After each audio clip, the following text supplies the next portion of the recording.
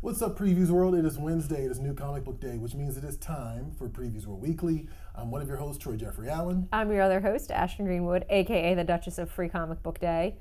It's the off season. It's the off season. No Free Comic Book Day news. Not much going on there. Okay, that's fair. I did a little reshuffling this morning of the What's New section, just because it was like it hasn't really moved that much in the last couple of weeks. Thanks.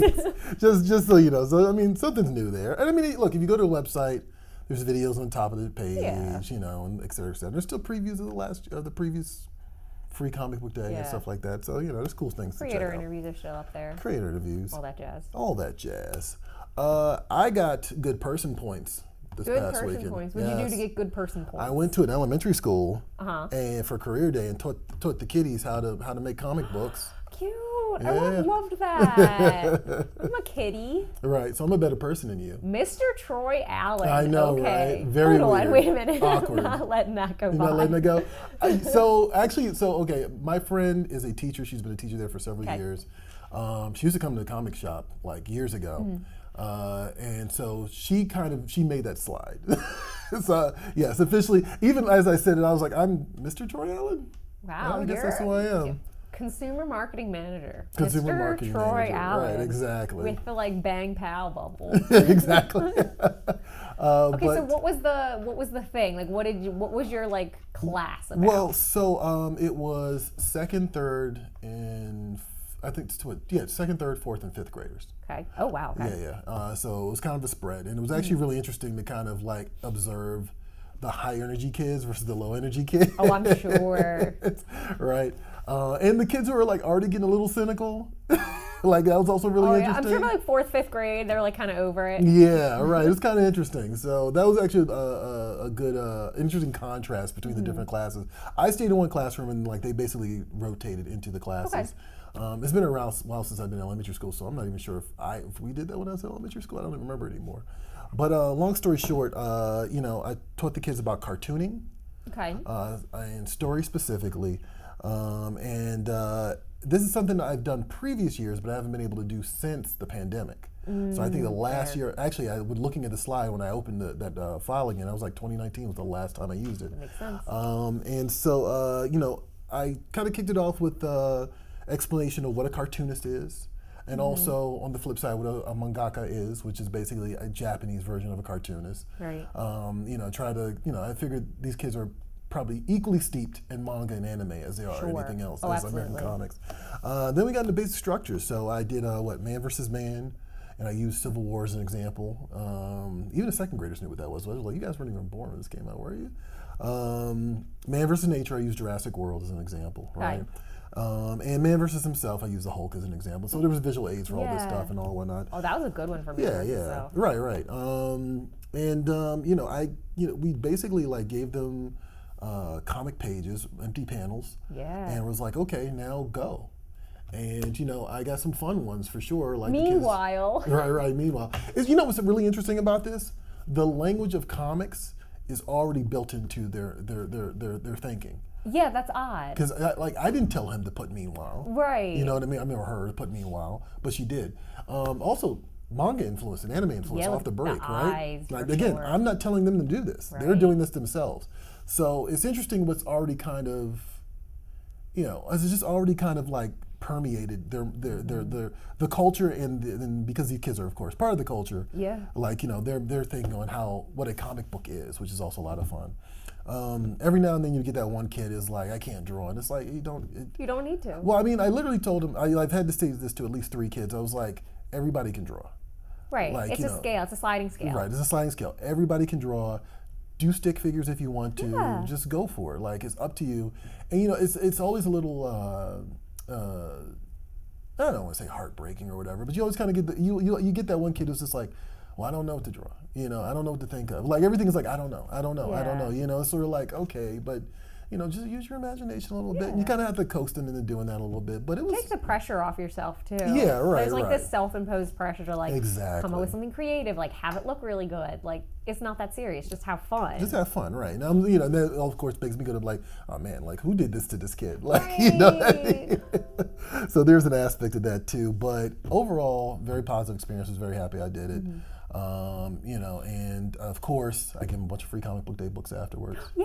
Right. Ordered like 400 books. Good. But you know, we get a discount, so it's not that bad. We also have a ton of them. We also have a ton of them. So yeah, I went for they got some Naruto. There was like a lot of Tokyo Pop and Viz stuff. Yeah. And like and so you know of course they were like, are we gonna get comic books afterwards? It was like, you guys will have to. Teacher was like, do not give it to them until the end of the day. Oh, fair enough. like we that will would have hand been a wrap. Right. They were like, we will hand these to them after you leave. I was like, all right, that's fine. So, but yeah, great experience, and I look forward to doing it again next year. So. Also saw The Little Mermaid this weekend, but we'll talk about that a little bit later. Okay. Let's get into comic books. Hold on real quick. We do have some comments. Oh, hey, what's up, comments? And let me just load these up. Fat Tony saying, happy new comic book day, everyone. Glad to see you back. Yes. What's up, Tony? Back. Oh, that's right. We were not here last week. Yeah, that's right. Back. We're back. We're bad. Right, tell a friend to tell a friend. There's a lot of back and forth. Annie Fox is here. Balda's here. They're all saying hi back and forth for about 10 different posts. Stantastic 4, hey everyone, happy new comic book day. What's up? Stantastic 4 also saying, really appreciate the MF Doom shirt, Troy. Thank you very much. Solid. Shout out to Sam X Amen for making this shirt. I was like, gotta buy it. Annie Fox also saying, that looks so fun, Troy, with your career day. Oh, okay, thank you, Annie, much appreciated. All right, let's act. Ashton also had something about Heartstopper, I believe. Oh, okay. Oh, yeah. This wasn't in the outline, but you want to. It was in the revised outline. Okay. Check your email, Troy. My bad. They dropped a bunch of new first look photos for the second season of Heartstopper. They started filming the second season, which I'm incredibly hyped about. It's somewhat misleading if you're not familiar with the graphic novels, because all of these pictures are very cute. They go on a school trip to Paris. This is a traumatizing school trip to Paris. It's gonna go left. Like, I feel the need to give that heads up. These are like high school kids, right? Yeah. Yeah, I think that tracks. Anytime there's a high school movie or anything where they go outside the country, it's like, you know, traumatic. Something traumatic's going to happen. Trauma. It's either hostile or European Vacation. One of the two. Anyway, sorry. Go ahead. I'm anticipating that this will probably cover volumes 3 and 4, since the first season was volumes 1 and 2. 3 and 4 are heart-wrenching, so this will be a departure from the very cute first season of Heartstopper. Okay. We can all cry nerd tears. It'll be great. Specifically Ashton. Specifically me. All right, shout out to them. Got an Eisner nom on top of that. Yeah, right? they did. Yeah, okay, cool. And they can find these pictures over on the Heartstopper Instagram account. Thank you for getting that plug in, Johnny, because I would not have thought of that. Also, I guess we should point out, you interviewed Alice Oseman, who was the creator of Heartstopper, and that is still on our YouTube channel. Definitely check that out. Ashton was fangirl. You guys were kind of fangirling together, which was really nice. Yeah. Actually. That was actually kind of great. Like, they both kind of were like, just kind of met in the middle. We're like, hey, this is fun. That was one of my favorite interviews ever. I had so much fun with that, because I told her ahead of time, like, right before the interview started, I was like, I'm so nervous because I'm such a big fan of you, but I'm also super excited to be here. And she's like, it'll be great. Like, we'll have fun. And I was like, all right. All right, there you go. I love that. That's great. All right, speaking of comic books, let's get into some more comic books. It is Wednesday, this new comic book day, May 31st. So let's take a look at our picks this week as well as what's available at your local comic shop. Let's go.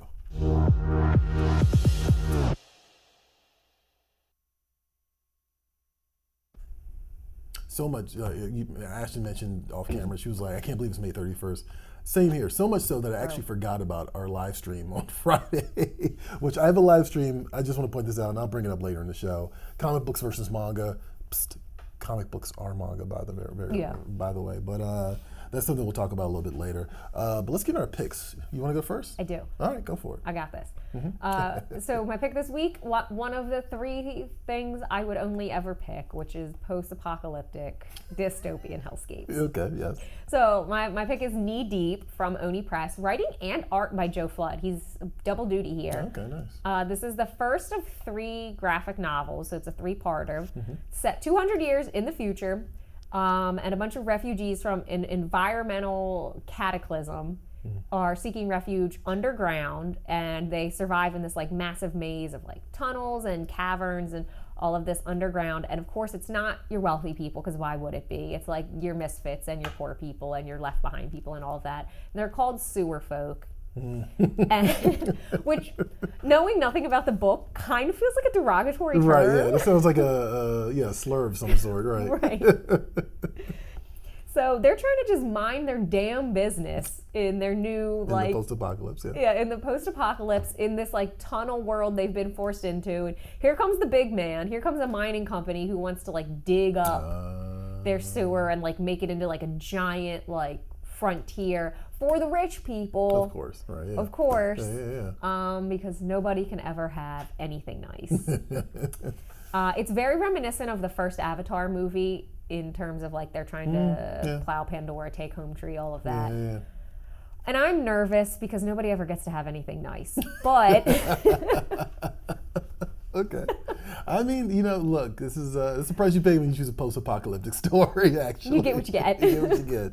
Can't hate on it. Look, I'm just hoping that the down and out, down on their luck guys can rally for a win. I'm not confident, Not though. confident. I mean, it might turn out, it might end up happily. It's Sometimes three these books. post-apocalypse stories end up in happily, Yeah. you know. I have to believe in 3 books, if this is a 3-part graphic novel and it ends on a down note, Oof, that's that's a lot. yeah. That is a lot. I feel you on that one. So Ashton, real quick, you would say Yeah. that the 2-word summary of this story is sewer gentrification. Yes. True, actually. Literally yes. And then the 4th one will be the Ninja Turtles will show up. There you go. It's perfect. Cowabunga. Cowabunga, absolutely. My pick this week, I went back and forth a couple of times this week. There was some good stuff out this week. You admittedly. lost me on what your pick was Right, at at some this point, point. right. But the thing that stood out the most was Clobber in Time from Marvel, or more specifically from Steve Skroce. Steve Skroce was the storyboard artist for The Matrix. He was, of course, also a comic book, I want to say veteran at this point. He's been making comics for quite some time. This book is so much fun. It's just absolutely fun. Yeah. Each issue is self-contained, but there is a larger story in the background involving a noseless time traveler who also hops dimensions. Noseless? Yeah, has No no nose. nose. Has no Okay. nose. And he also seems to keep encountering the thing, even though he doesn't want to. But basically, the story is just a vehicle to kind of make Benjamin Grimm, the Thing, kind of jump around from locale to locale with guest star to guest star. And Okay, so, sweet. Right, yeah. So the first issue is him and the Hulk, and Bruce Banner's in chill mode. He's not full Hulk yet, right? Okay. Of course, something happens that makes him go to the Hulk and then become the Hulk, and then they have to go to some other end of the planet or some other part of the universe to resolve some conflict or whatever. Self-contained story, boom, done. Second issue, a little bit more of the same thing, but also another self-contained story. And then this one's got Doctor Strange in it, which also seems like a lot of fun. So Makes sense too with that storyline. yeah, absolutely right. And I'm like, yeah, it's just a fun book. Like, I don't think I can emphasize how fun it is. It's Thing has that one of the things they do to kind of like make it entertaining is like Thing is so nonplussed by everything in the Marvel universe at this point, because he's been doing this a while. Right. So, you know, he's not shocked by a lot of things. So when he walks through a portal and ends up on the other side of the universe, he's like, I probably should have done that. You know, there's just a lot of that, you know? Darn. And I mean, as someone who grew up reading this stuff, like, you know, the Thing's reaction, I think, is also the kind of the comic fans' reaction at the same time. It's a really fun book. Steve Skroce, he wrote and drew it. Not a traditional Marvel art style, but also, but I love that because it's kind of got a bit of a funky indie comic style on top of that. Yeah, really.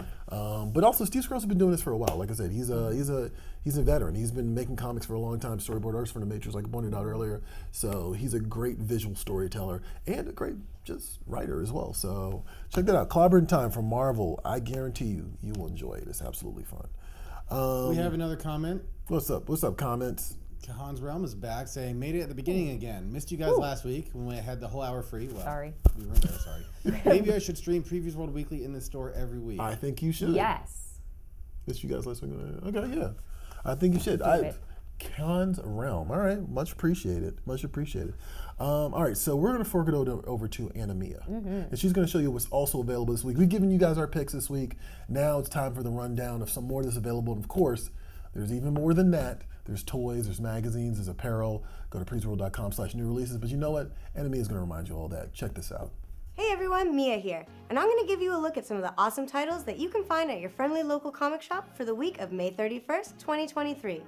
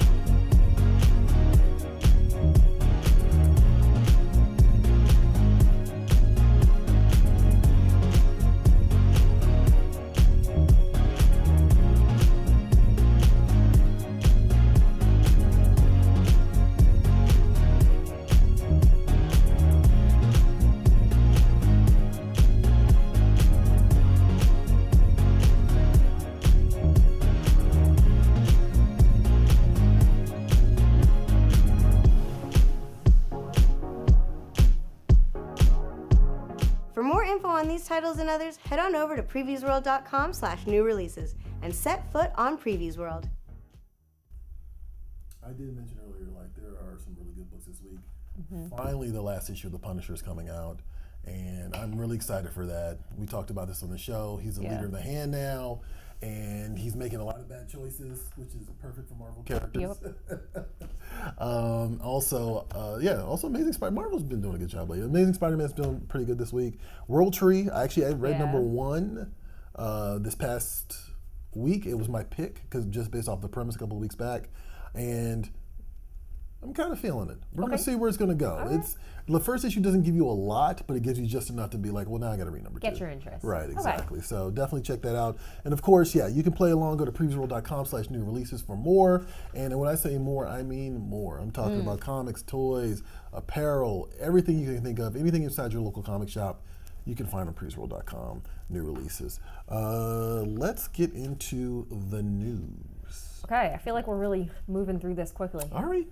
I guess we are. It is 2:20. All right, we're doing good. Well, let's see if we can keep track of this. It might go off the rails when we start talking about The Little Mermaid, or I start talking about Little Mermaid. Or robots. Or robots. Somehow we'll work robots into the conversation.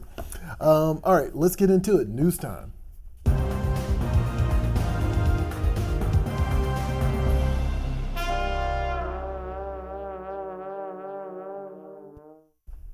Sad trombone. Not the sad trombone. What do we do to deserve that? We haven't failed yet. Why'd we get sad trombone, Johnny? I know, right? A precursor of things to come, perhaps. Okay. Oh, Johnny's our harbinger for doom. Yikesies. All right, well, for the time being, let's do some good news. Let's do some good news. The Eisner Awards, Eisner nominees, I should say, rather, were announced for 2023, which, for context, the Eisners are like the Oscars of the comic book world. So Image and DC led this year. This is their second year in a row that they've led the nominations. Image has 20 nominations, including 6 shared, or plus 6 shared, I should say, so 26 total. DC has 11 plus 5 shared, so 16 total. Oh, okay. I was like, what does shared mean? But okay, I got you. Yeah. So if it's like a writer who's worked on a number of different things, including a DC title. And then to point out some other publishers who received a lot of nominations, Fantagraphics has 13, Marvel had 9 plus 3 shared, and Dark Horse had 9 plus 2 shared. I wanted to point out for you, Troy, Daredevil was nominated for Best Continuing Series. Absolutely. I also want to give some love to Ablaze, since they're one of our deluxe publishers. Oh, yeah. They got nominated for Best Limited Series for Animal Castle and Best New Series for Traveling to Mars. Okay, yeah. And also, I wanted to shout out Heartstopper. They got nominated for Best Publication for Teens. Nice. No, you say Animal Castle got one for art? Best Limited Series. Best Limited Series. You know, I'll take that too. But that book is a beautiful book too. On top of that, absolutely. Big fan of Daredevil. Of course, I'm happy about that. I actually I have a friend of mine who's also simultaneously reading the book as well. And he like randomly calls me every now and then. He's like, Matt Murdock has lost his damn mind. I'm like, yes, he has. Did he ever get it back? I was like, did he ever get it back? I don't think he's had it since the 80s, to be honest. So I love it. Absolutely. Congratulations, everybody nominated. And we'll see who the winners are in a couple months after San Diego Comic-Con, right? Yeah. What else we got going on? Veteran editor Mike Carlin, who oversaw the death of Superman's story arc at DC, as well as a bunch of his other most iconic adventures, has officially retired after 37 years. So some background here. Carlin's first official comics gig was actually with Marvel, not DC. He worked on Crazy Magazine, which was Marvel's equivalent of Mad Magazine. And he was with Marvel until the late 80s. And then when he was let go from Marvel, DC snatched him up real quick. And then by the end of 1987, so just a short year later, he was running the Superman line. He assembled a new team of writers. He moved Action Comics to a weekly schedule and established a regular Superman summits that would be used to hash out the future of that character. And he would work on that character until now, when he retired. Yeah. No, I love this. Like, I actually did not realize that Mike Carlin had been an editor. I thought he'd been on and off an editor of Superman for like a couple of years. But I love the fact that he's been editing this book for that long. And that's absolutely amazing. And also, I mean, you said he came on in 1987. Yeah. And I didn't even think about this, but that's actually the time that I was like, oh, let me start reading Superman. It was the John Byrne stuff, which is actually some of my favorite Superman stuff. And then, of course, Death of Superman is a classic. I don't really care for it, but it is a classic. A lot of people love it. And so clearly, he's been on the clock when a lot of great stories have been told. So whoever follows him, big shoes. Yeah, really. Golly. Yeah, absolutely. Marvel's doing this Hellfire Gala thing. Yeah. Johnny's pumped about it. Johnny, are you gonna dress up and go to this thing? I mean, if they're going to send me to San Diego, then I'll go, but I'm not going to go on my own. Okay, fair enough. I kind of want to see this. Like, it's on May 19th. This is like an event that Marvel's doing at San Diego Comic-Con for San Diego SDCC 2023, May 19th. The upcoming event was announced by Marvel in a statement a couple of months back. But now we're getting more details on this, which I find pretty interesting. And so, if I can scroll here.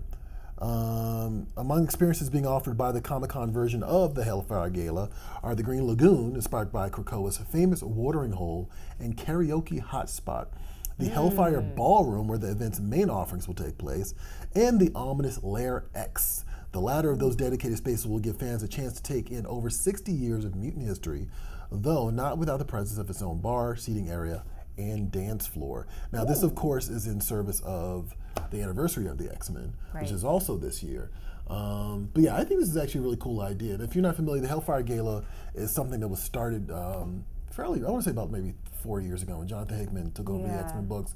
They kind of made an event out of it where the concept behind the story, the X-Men stories at that point in time, was that nobody but mutants are allowed on Krakoa, but once a year they have this big to-do event.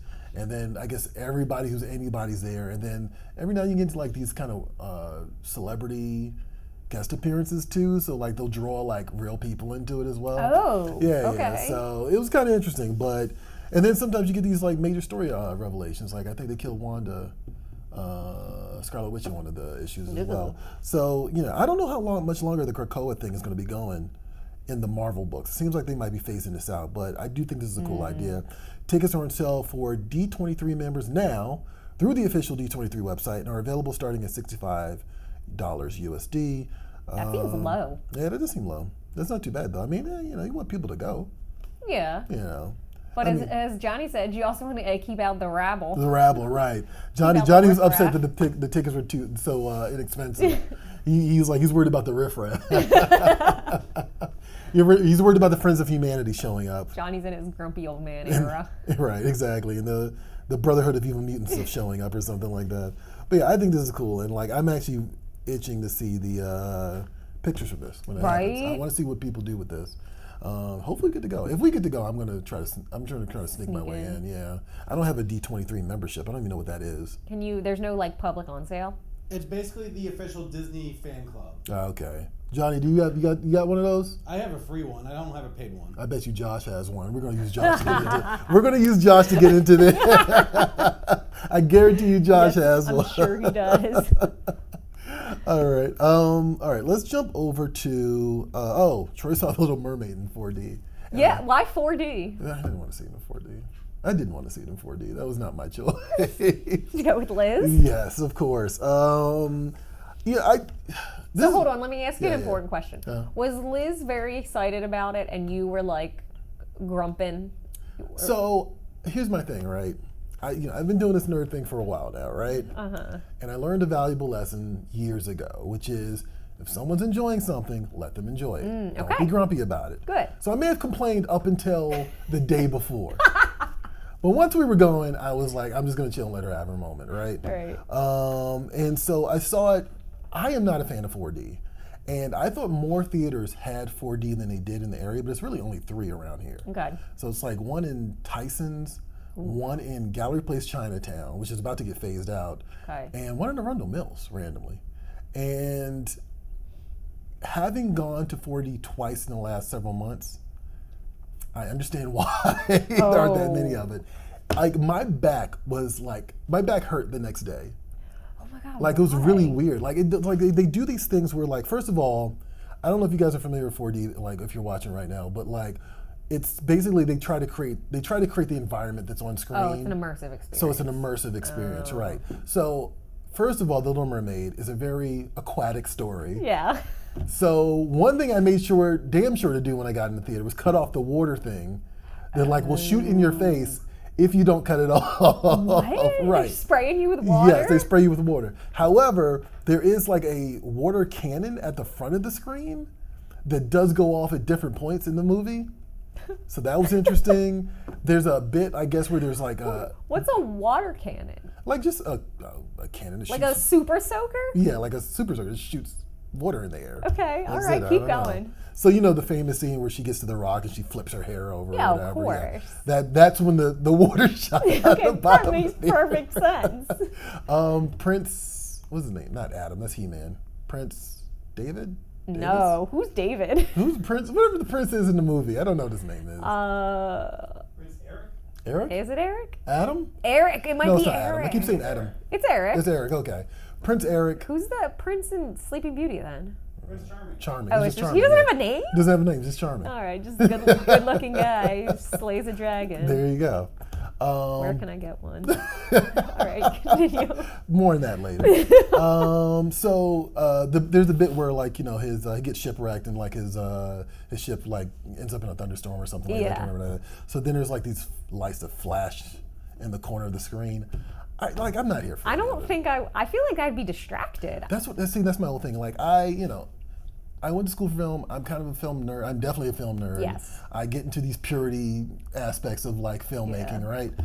I don't want these distractions. Like this is a roller coaster ride. And you know, it's interesting because I had a moment where I was like, when Martin Scorsese says Marvel movies are roller coaster rides and not movies, I was like, did he go see them in 4D? Because that's what I feel like I'm doing right now. And then there's another part too where it's like, I don't even remember why the seat punched me in the back. It just punched me in the back.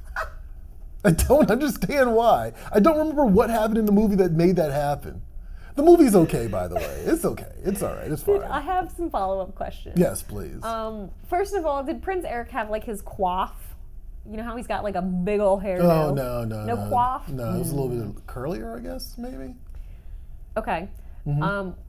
They were singing. There were songs and stuff. There were songs, yes. Okay. How was that experience? Real loud, I'm sure. Some people sung in the theater, right? That would irk me. Yeah, so that was a thing.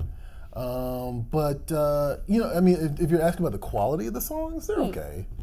I was actually surprised at how much I retained of The Little Mermaid, the Disney's version of The Little Mermaid. Was there the dingle hopper? There was a bit about the dingle hopper, right? Yeah, I was actually legit. I was surprised by how much information I remembered about that movie. Yeah. Under the Sea. Oh no. The Lin-Manuel Miranda version is it's okay. It's all right. Yeah, it's a little you know. The original one is so hype. It's very hype, right? It is kind of hype, exactly. So Yeah, it was okay. Overall, I say the movie's okay. I guess I haven't seen a lot of these adaptations. It's better than The Lion King because I did not like The Lion King. Lion King was boring to me. Was that like the Beyonce one? Yeah, the Beyonce one. Okay. Yeah. And I haven't seen Beauty and the Beast. I haven't seen Maleficent, so I guess I've only seen The Lion King. And Maleficent was great. Okay, I heard Maleficent was good. Yeah. I've only seen The Lion King and this and like 5 minutes of Aladdin, and then I cut it off. Oh Jesus God, I forgot about that. Lion King live action is terrible. It was. I don't know. I wouldn't call it terrible. It was just boring to me. I was just bored by it. It's just animal stuff. The animated movie does so much of a better job of conveying the emotion that these characters are going No, that's through. true. That's absolutely true. Actually, no, I'm glad you brought that up, actually, because that reminds me of something else. So the animals are all done more photorealistically in the live-action movie, right? Which, I mean, makes sense when you're doing a live-action movie, right? But to Johnny's point, there are several points, particularly the Under the Sea part, where, like, you know, in the original song, all the different sea creatures are like playing instruments under the sea, right? Yes. Right. Cut that out. They took that out completely. And I guess it's because these things are photorealistic, so they don't want to do that now. That's so sweet. Look, did you see Ash's face just now? Ash was like, nope.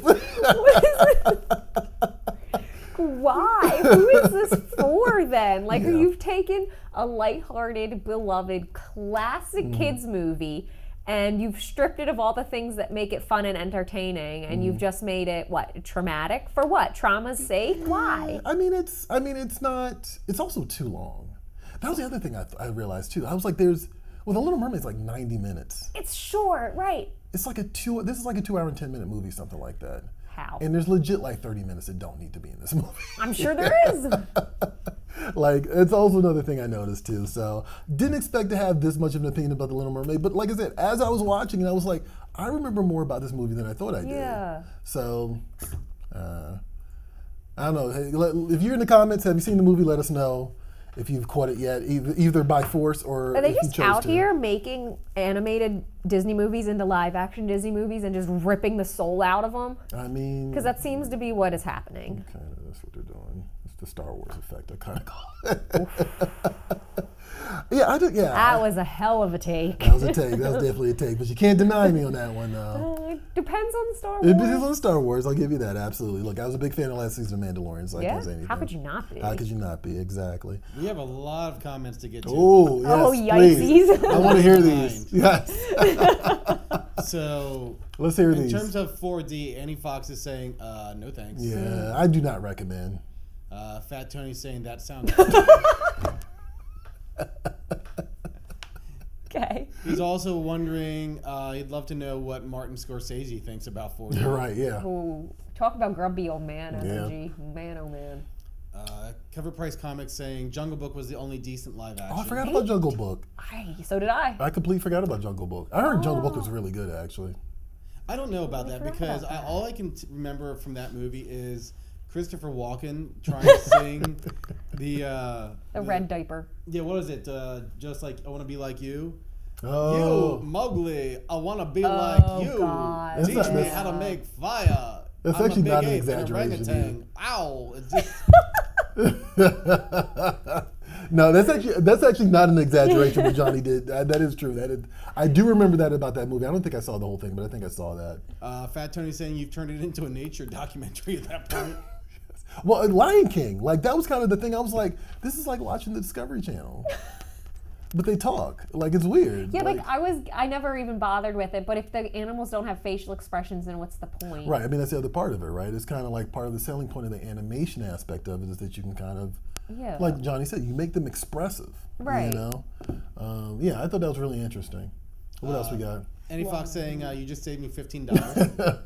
I paid $54, by the way. Ooh, oh my God. 15. How much? $54. For one ticket? For 2 tickets. Okay. And that's not including concessions. Okay. So when all said and done, it was like $70. My God. Like $70, $80. Yeah, Ubaldo's saying save the $15. Save your 20-some dollars. Yeah. Comics fan 1973 saying less fish and more Rocketeer. Rocketeer love? Oh, Rocketeer, because Rocketeer was on the screen. Oh. He was on the video this week. Okay. Let me see. Then I have to go Less backtrack because there's some fish. more stuff earlier. Ubaldo is saying no robots or AI talk because they'll cut you guys off. Right. That is true. Thank you for reminding us. We haven't gotten there yet, so Not yet. Although it's coming, actually, yeah.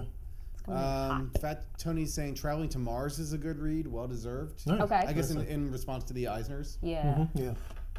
Cover Price Comics. It's ASM 26 Day. Yes, it is. The big deal. I think this is the one. Oh, I won't spoil it for people who haven't paid attention. I bet Marvel kind of spoiled it last week, but there's a major event that happens that's going to kick off some other stuff. How did they spoil their own book? They basically just told everybody what was going to happen. Each their own. So, yeah, so this issue is supposed to be a big issue. Mystical Green Beanie saying Matt Murdock is the Kanye of the Marvel Universe. Uh-huh. This man's life is just one prolonged nervous breakdown at this point. Zdarsky understood the assignment. I hope he and Chichetto get that Eisner. Yeah, you know what? He's right about that. I actually like that. Matt is the Kanye of comics. That's hilarious. Cover Price Comics saying it's the voting day for the mutants to choose new members. What is Hellfire Gala? The Hellfire Gala? Yeah, I guess. Oh yeah, that's right. That is also part of it. I forgot about that. Yeah.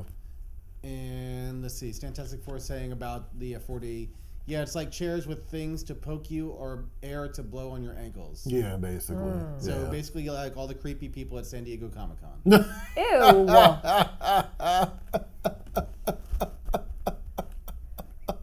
I hated it. Never going now. Oh god, that was a good one, John. Is that all the comments? Yeah, that's it. Okay. Save the best for last. Save the best for last. That was good. I loved it. All right, let's get into Gems of the Month. So we actually neglected to mention the new previews catalog is out now. And we didn't talk about that last week because we didn't have a show last week, right? But it is the June previews. And so here's some of the books that are available inside the catalog. And then afterwards, I'll show you where you can find out more. A new month means a new previews catalog.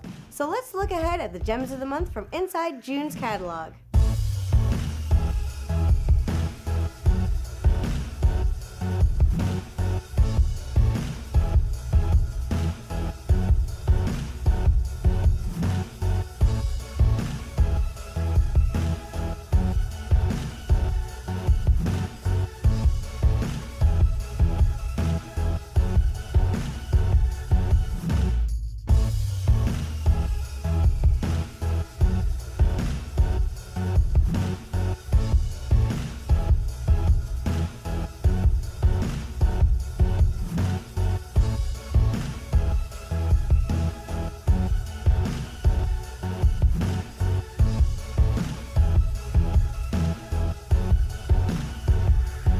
And there are over 500 pages of eye candy inside the previews catalog.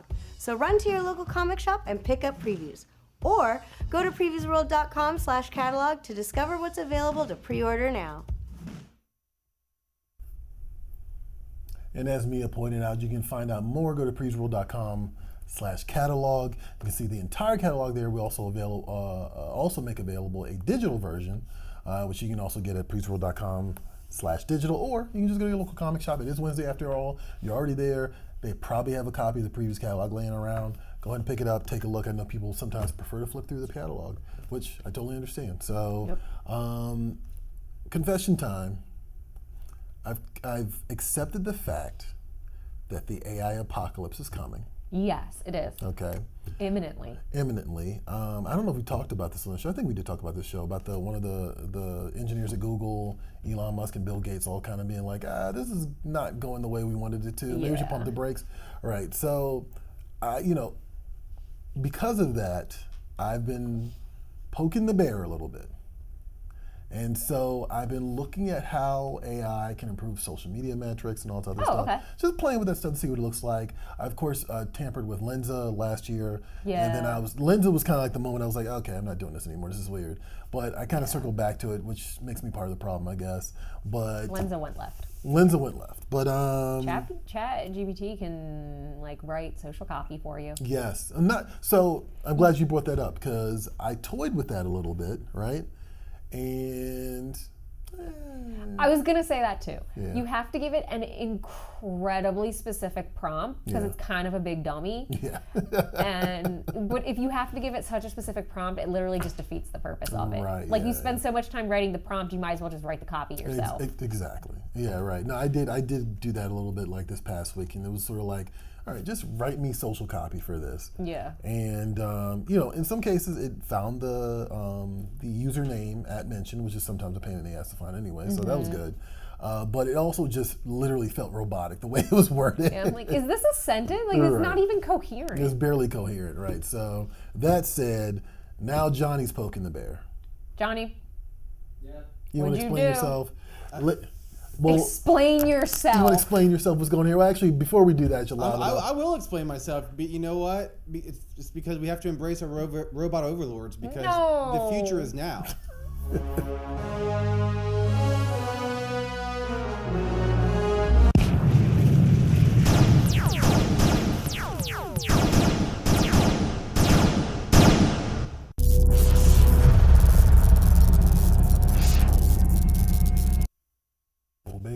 Okay. I'll never get over the obey. Obey, it's great. I actually rewatched that movie recently. Forgot how that movie ended, actually, which is kind of hilarious. Which one, Back to the Future or Terminator? No, They Live. They Live. Forgot how Back to the Future ended. I forgot how Back to the Future. I definitely did not forget how Back to the Future ended. Johnny, what is going on? Because you found this new generative fill feature on Photoshop. Yeah. So obviously, with doing a lot of the thumbnails for the show, as we can see here, requires a small amount of Photoshop skill. But they now have Photoshop has now released this feature using AI called generative fill, where you can remove items automatically and not have to take an eraser brush or tool and erase it and then try and fill it back in. You just basically select an area that you want to have removed or altered or changed into something else.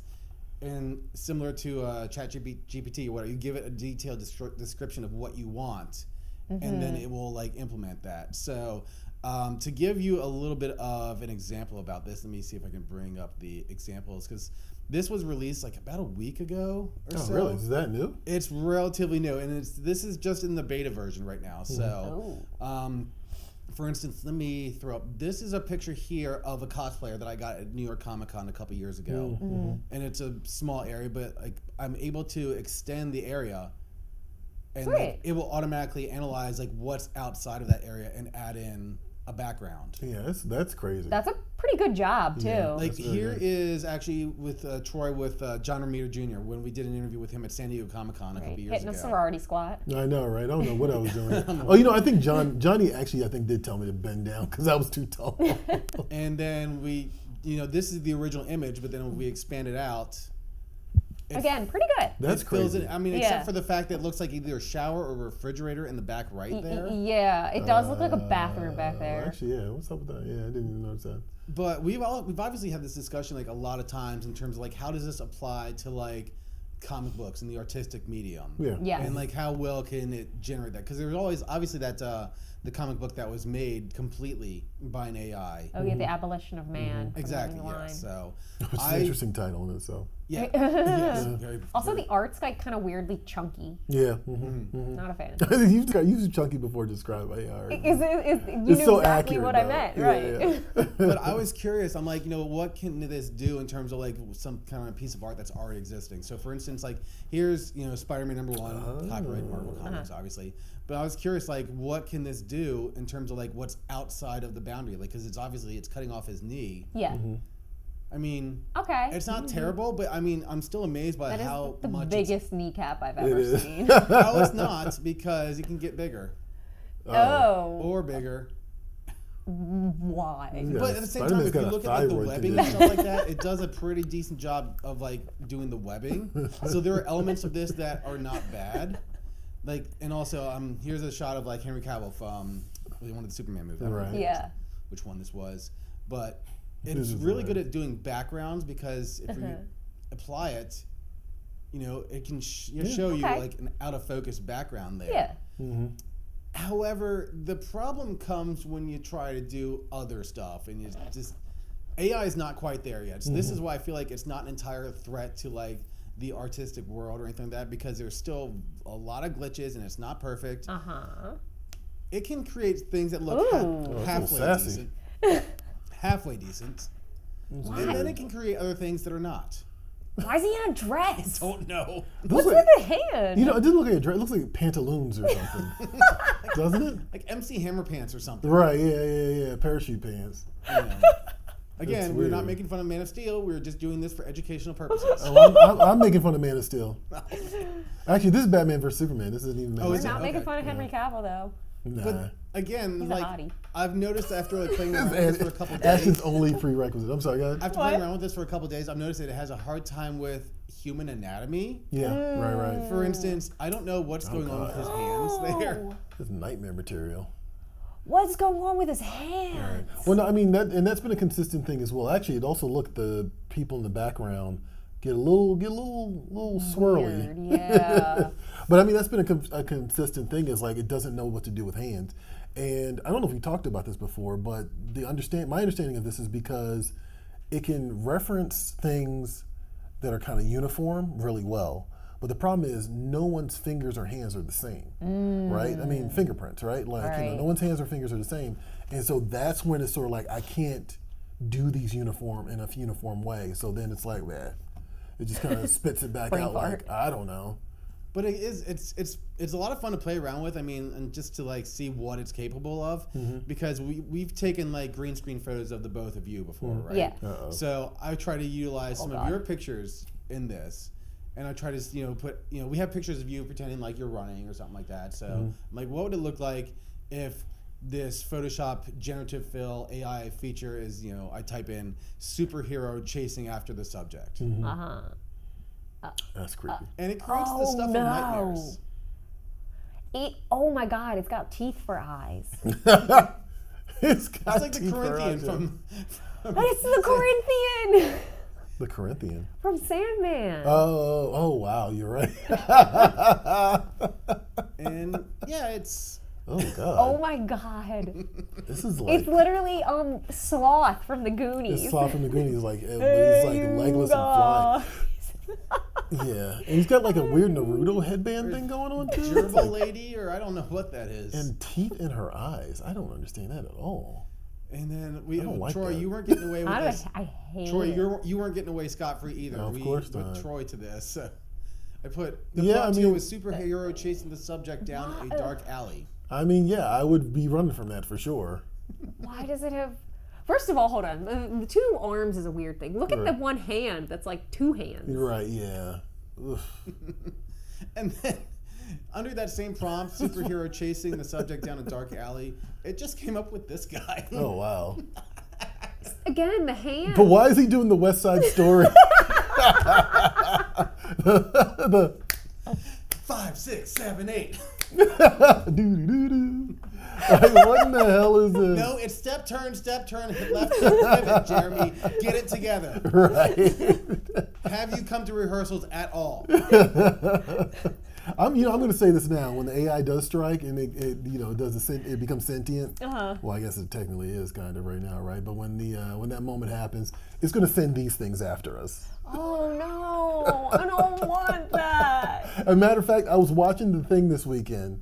And like, you know how like in the thing, like it uses human cells to recreate a copy of a copy? That's what it's going to start doing. And it's going to start sending these things after us. That's just not happening. I don't want that at all. Okay. I'd rather be chased by a robot than some weird 3-armed, 4-handed thing. Slightly humanoid, but not thing. Yeah, like teeth for eyes and a wonky face. Oh my God, that face is wonky too. I think we need to bring Ashton back down to reality, just like do a little bit of reassuring for her. Oh, okay. So here, Cole Sprouse, Riverdale. And then there's the wide version of it. Okay. So Okay, that's pretty good. it can do some good work. You look a little closer at this, the hands are a bit off, so Yeah. it's not perfect.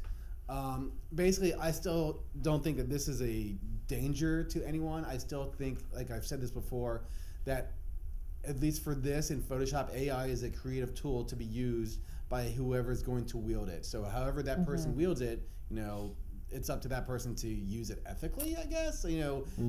So what I've noticed is that it won't do copyrighted material. Like if you try to type in Spider-Man, it's like swinging over the city.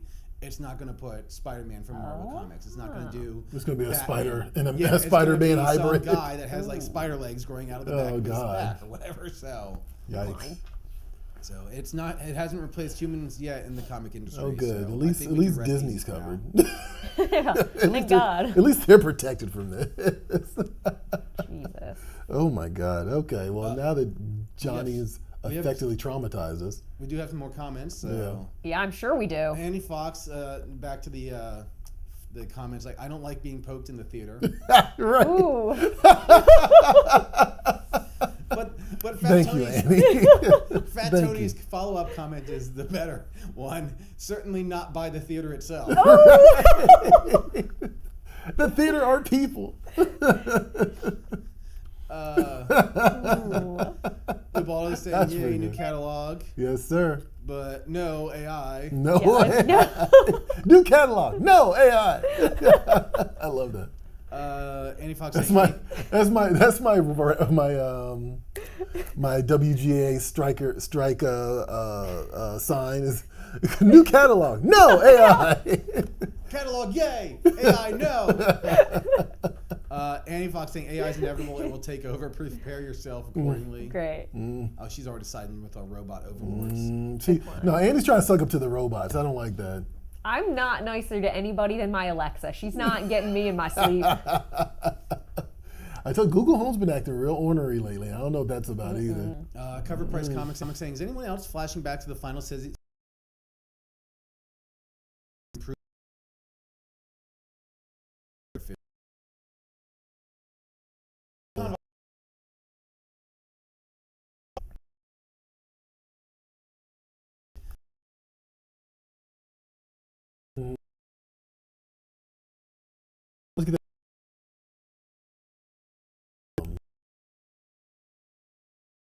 But yeah.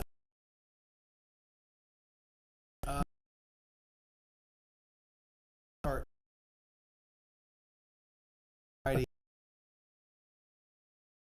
is that a book? It's a video game. It's a video game. Okay. That's None of the above. Deus Ex Machina, whatever it's called. Fat Tony, many humans have problems with human anatomy, so we're equal there.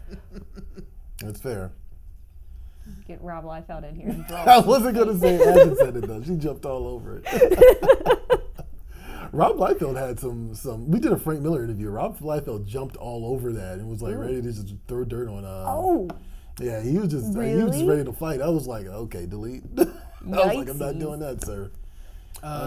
Fantastic Four saying, I've never seen a single human hand come out right from an AI. No. They're all just, especially like weird fists and knuckle things. Fist and knuckle things. That's exactly what it is. Nubbies. Nubbies, yeah.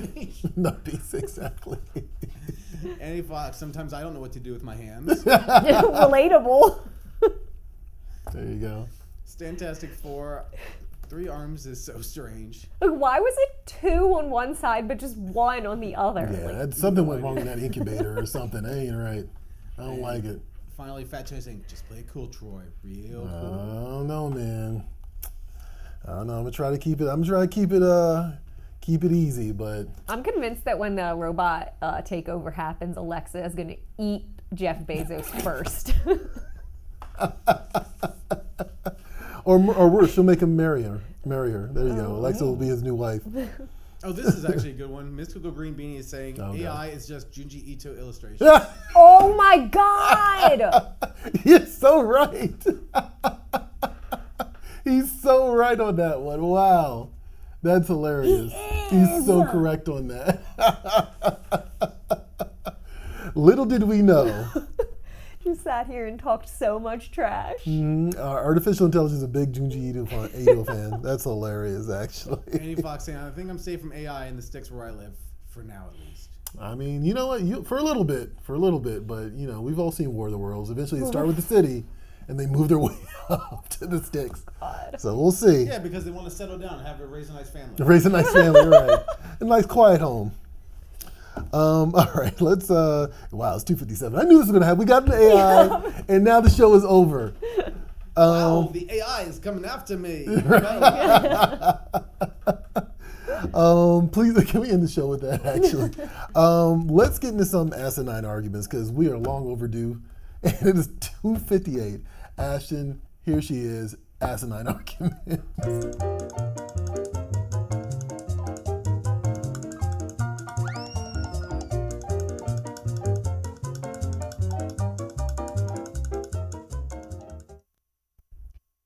Asinine Arguments is brought to you by one of my favorite things, petty nonsense.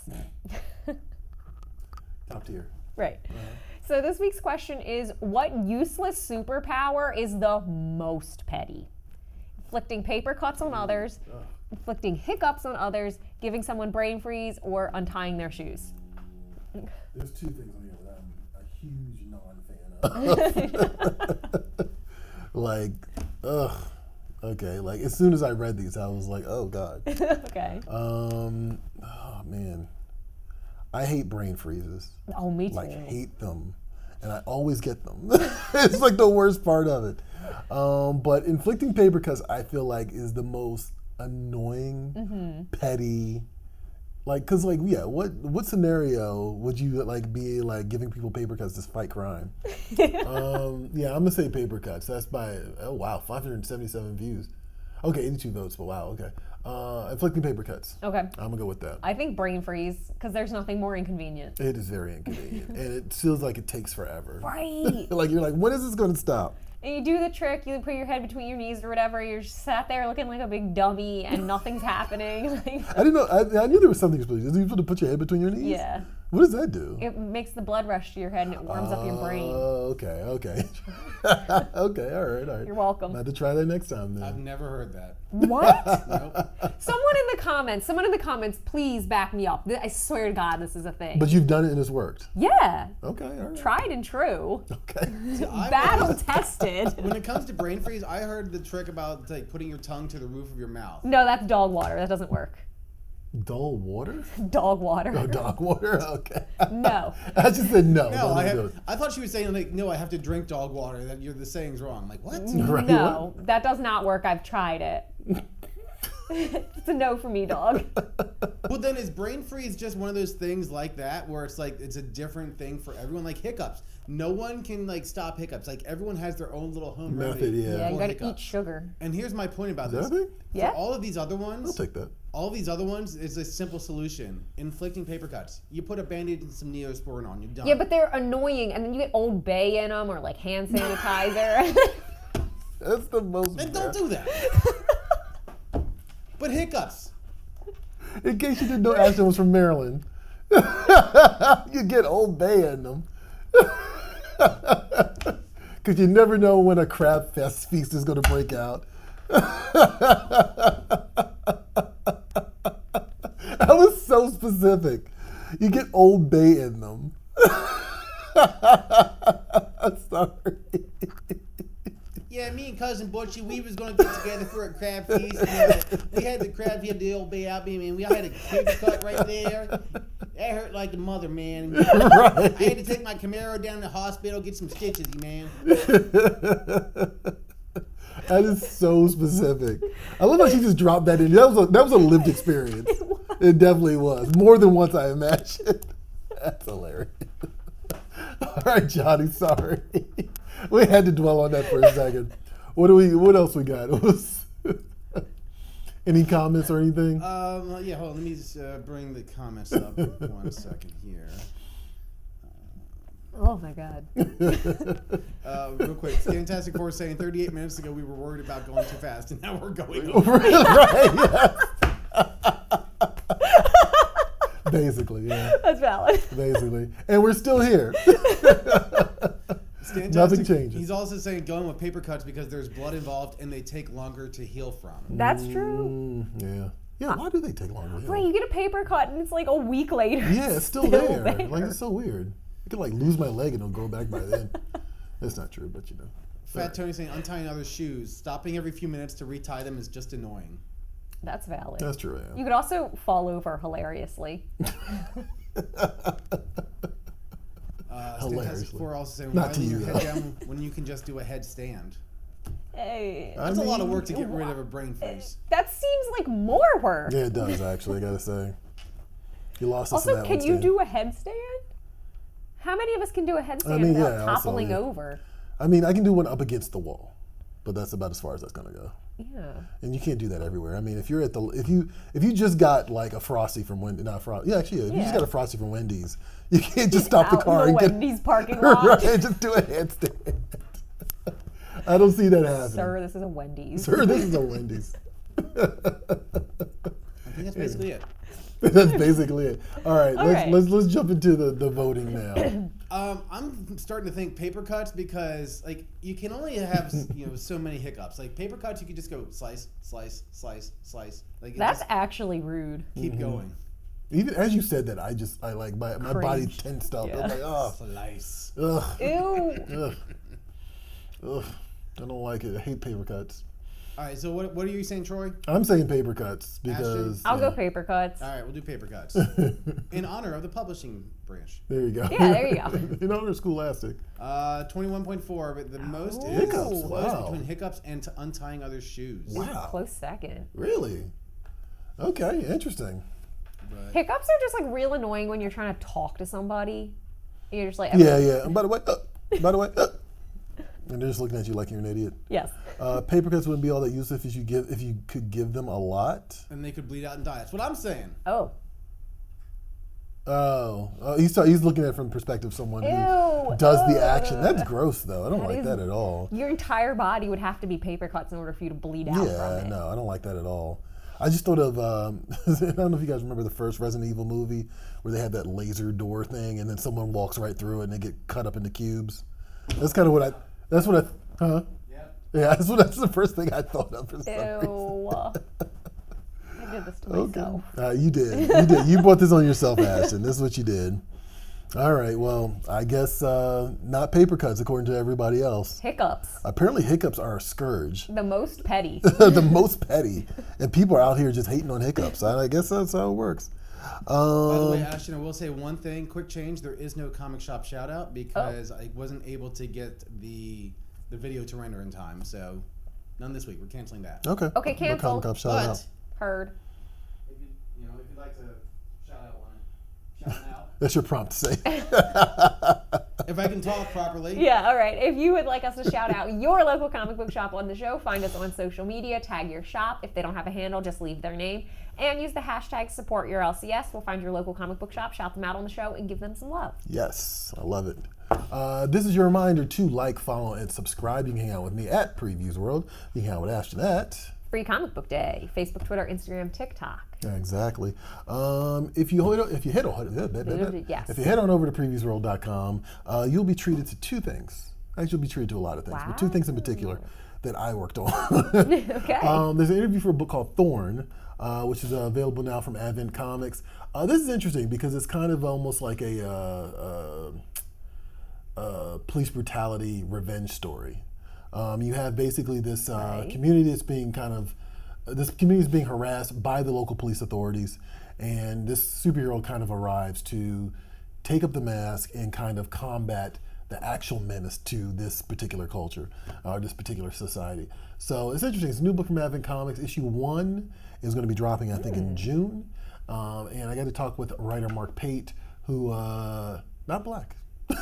Were you expecting him to be? I was actually. Really? I was a little surprised by that. But you know what? Shout out to you, Mark. I had a whole exchange with him. And I was like, oh, wait. Okay. Did you tell him? No, I haven't told him. He's probably, if he's watching this, he just found that out right now. But yeah, I thought this was really cool. Like, and also, wait, hold on. Scroll back up, Johnny. I didn't notice this. Is that a free comic book? No, it's not a free comic book day book. Okay, never mind. What's this? FCBD. What year was this? Do you remember this one? No, but that's old. That's the old logo. We haven't used that. We changed to the color-coded logos several years ago. Okay, so maybe they did their own. Sometimes publishers do their own free comic book day thing. That's right. But yeah, like number 1 is available to pre-order now at your local comic shop. And check out the interview. Like, I think this is actually kind of an interesting take. Like, I've been kind of waiting for a comic book to go this way. Okay. To go this direction. Nemesis kind of does this right now. Nemesis Reloaded kind of does this, but it's not as direct as police brutality. Like, you know, this is a little bit more specific, and I think it's really fascinating. Also, there's a book called Mark of Death that's available to pre-order as well. Of Death. Of Death. I kept saying Marked for. I kept wanting to say the John Claude Van Damme title, Marked for Death. Mark of Death from Year of the Rat, which is actually from a new publisher. So definitely check out the details on that as well. This one seems a little grisly. It's from Bliss on Tap. Little graphic. Yeah? Yeah. Is it MR? Actually, I'm not sure. That's a good question. We also really like the artwork on this as well. But yeah, 2 interviews. Check them out. Get an inside track on some of these titles that are available to pre-order now at your local comic shop. Also, I guess I got to be the bearer of bad news. I guess I'll do it. So, Previews World Weekly is winding down, guys. We got basically, 3 more weeks after this? Yeah. And we're going to close shop on the weekly show. And, this is for several reasons that I won't get into right now. But number one being that, one reason in particular I will say is like Ashton and I are doing good jobs. We're great. We're doing good jobs, and so it's kind of difficult to do the weekly show and keep doing our day job. We also have full-time jobs in this company as well, and so that's been kind of... we're overloaded. We're overloaded. It's been a tug of war these last couple of weeks, and like God bless Ashton for surviving Free Comic Book Day and still doing this weekly show and showing up for us. I appreciate it very much. Of course. But we want to do more video content that's more specific, and so you will be seeing our weird faces again in the near future. In a different format. In a different format, even once the show ends. But officially, we are going to stop doing the weekly show in about 3 more weeks. So on June 21st. Thank you, Johnny, because I cannot remember. That's my birthday. Oh, is it? Oh, yes. wow. Okay, on June 21st, on Ashton's birthday, June 21st. Previous World must die. Okay. Well, happy birthday to me. Happy birthday to you. So, but all that said, we appreciate all you guys for tuning in every single week. I know we need to stream for a little bit longer to give people like a chance to grieve. Like right now, like I'm waiting for the comments to roll and be like, no. I mean, I get that, and they come in. We'll definitely show them on screen. Yeah, we don't have a comic shop shout out this week, so you might as well do that instead. But I think, the next couple of weeks we're going to continue to have fun with you guys. Yeah. So definitely stay tuned, tune in, and aspects of this show will live on in different content. Truth of the matter is, micro content is the name of the game these days. Yeah. When we started this show, longer format stuff was kind of the way to go, and now the social media gods, Mark Zuckerberg, Elon Musk, and the TikTok guy. And the TikTok guy and his Chinese overlord. Oh my God. I didn't say that. I said it. They have decided that, shorter videos are where it's at. So we're going to focus more on that. We'll still do some long form stuff. I'm going to do a roundtable actually this week, which is about manga versus comic books. I talked about this earlier in the show. When I say comic books, of course, I know that manga are also comic books as well. Yeah. And so we'll continue to do those discussions because we feel like those are good generators of interest and people, we get to have people outside of our direct sphere come onto the show and have those conversations as well. So we kind of get to reach out to the community, which is always good. But and they're a little more evergreen. And they're a little bit more evergreen on top of that. But yeah, Previews World Weekly coming to a close, guys, June 21st. So stay tuned. Thanks for rolling with us. Another great show. I'll see about getting it streamed next week. Followed up immediately by, oh no! Yeah, you got here kind of late. Yeah. Well, here's the thing though. I want to point out, so one of the reasons we did this show is because we wanted to give retailers something that they could put in their store that would help them sell, but also be like entertaining for them. You know what I mean? Entertaining for people to watch. And so the entire channel is geared that way. Yeah. Like everything we do here on the Previews World YouTube, and also what we do on Free Comic Book Day, which is also part of this larger family of brands. I hate to say that word, brands within Diamond. Is to be supportive of the comic book industry and as a whole. So there's tons of other stuff you can watch. We got a great 4-part Frank Miller series that's going to be running for the next couple of weeks. We'll actually be running alongside our last few episodes of Previews World Weekly. Definitely check that out. We'll be doing catalog stuff. We'll be doing more stuff with Natasha in general. So just stay tuned. And you might not be able to stream Previews World Weekly in about 2 months, but there's plenty of other stuff you can stream in your store that we also provide for you as a store owner and for consumers, fans, comic book readers as well. So, Fantastic Four saying, I'll start leaving my goofy comments on other formats. Super excited to see where you guys take things from here. Thank you. Annie Fox saying, hey, I did this. I did. That's kind of correct. I mean, that's probably fair. But yes, thanks for tuning in, guys. I'm not going to be all solemn now. I feel like I made it solemn. I feel like it feels like it's a whole mood now. Okay, Johnny's kicking us off. Johnny's already kicking us off. It's 3:13. We went too long. But hey, thanks for hanging out with us as always every single week. I am Troy Jeffrey Allen. I'm Ashton Greenwood. And we'll see you all at the Spinner Rack. Catch you guys next week.